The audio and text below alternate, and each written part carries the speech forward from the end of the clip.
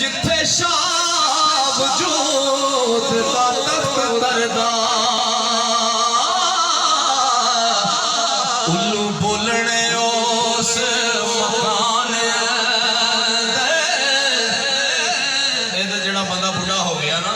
ये उन्होंने पता किथे किथे पीड़ा होंदियां ने जवान बंदे नूं कादी कोई गल नहीं होंदी ते सरकार फरमांदे ने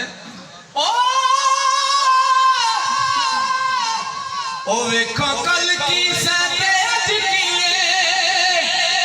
इस गल नूं रख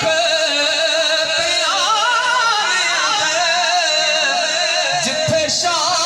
वजूद दा तख्त करदा उल्लू बोलने उस मकान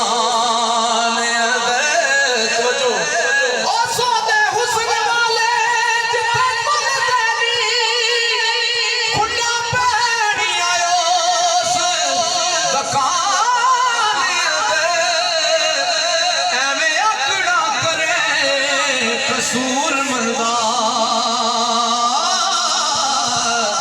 सदा रहना ने इस जहां